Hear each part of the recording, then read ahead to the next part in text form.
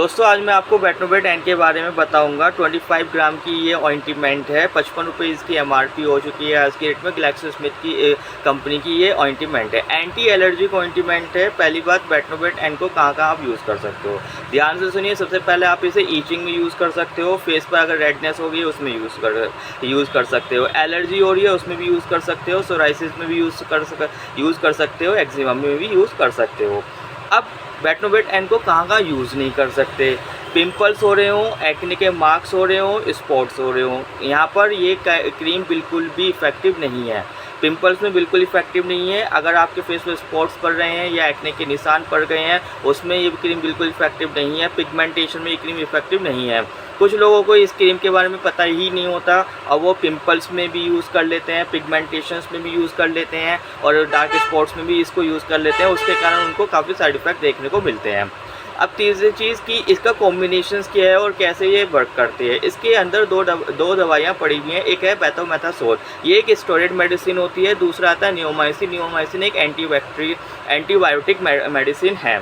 बेथामेथासोन जो है वो आपकी फेस पर जो एलर्जी हो रही है या छोटे छोटे दाने से हो रहे हैं या ईचिंग सी हो रही है उसकी बैक्टीरियाज को रोकने में मदद करता है, मतलब वो पोर्स को ब्लॉक कर देता है। नियोमाइसिन एक एंटीबायोटिक है, तो वहाँ पर वो नियोमाइसिन का रोल ये होता है कि वो उस जगह को हील कर लेता है, हील करके और उन बैक्टीरियाज को किल कर देता है ताकि उनकी ग्रोथ को वो रोक सके और इससे आपके फेस की ईचिंग, रेडनेस, स्वेलिंग और एलर्जी और एक्जिमा टाइप जो भी हो रहा है वो आपको बिल्कुल क्लीन और ठीक हो जाता है। बट इसको ज़्यादा टाइम तक यूज़ भी नहीं करना है। मोस्टली मेरा स्टोर है तो लोग बाग डेली भैया बेटनोवेट एन दे दो, बेटनोवेट एन दे दो। उन्हें पता ही नहीं है कि कब तक इसको यूज़ करना है, कितना यूज़ करना है, क्या टाइम पीरियड है, क्या साइड इफ़ेक्ट है, इसका कुछ नहीं पता है। बस किसी ने सजेशन किया कि भाई इस क्रीम को यूज़ कर लो तो वो तुरंत उस क्रीम को यूज़ करना स्टार्ट कर दिया। बट उन्होंने ये तो बताया नहीं कब तक यूज़ करना है। तो ध्यान से सुनिए, जब अगर आपके फेस पर एलर्जी हो रही है, छोटे छोटे दाने हैं, तब तक तो आप इसको यूज़ कर सकते हो। 7 दिन तक या 14 डेज़ तक आप इसको आराम से यूज़ कर सकते हो। अगर उसके बाद भी आपकी एलर्जी या दाने या सोराइसिस या ईचिंग या रेडनेस आपकी ख़त्म नहीं हो पाती, दैन आपको डॉक्टर से कंसल्ट करना चाहिए और डॉक्टर से कंसल्ट करने के बाद ही आपको कोई ऑइंटमेंट यूज़ कर देनी चाहिए।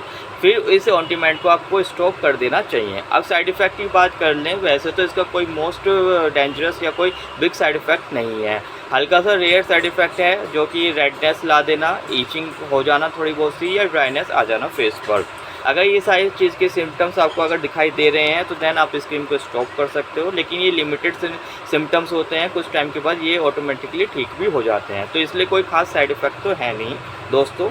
बट ये इस क्रीम को आप रेगुलरली यूज़ नहीं कर सकते हैं। आप इसको बस केवल जब तक यूज़ कीजिए जब तक आपको दिक्कत है, उसके बाद इस क्रीम को आप स्टॉप कर दें तो बेटर। इससे अलग रिलेटेड कोई प्रॉब्लम है आपको फेस से, अगर आपके पिंपल्स हो रहे हैं या एक्नेज हो रहे हैं या पिगमेंटेशन हो रही है, दैन उनके लिए डिफरेंट क्रीम्स आती हैं, डिफरेंट कॉम्बिनेशंस आता है, डिफरेंट प्रोडक्ट आता है। तो सो प्लीज़ किसी के कहने पर मत जाइए, अपना दिमाग लगाइए, अपने सूझबूझ से ऑइंटमेंट को यूज़ कीजिए, बिकॉज फेस आपका है। और ऐसे ही आप मेरे चैनल के साथ बने रहिए। थैंक यू सो मच और प्लीज़ मेरे चैनल को लाइक और सब्सक्राइब भी करते रहिए।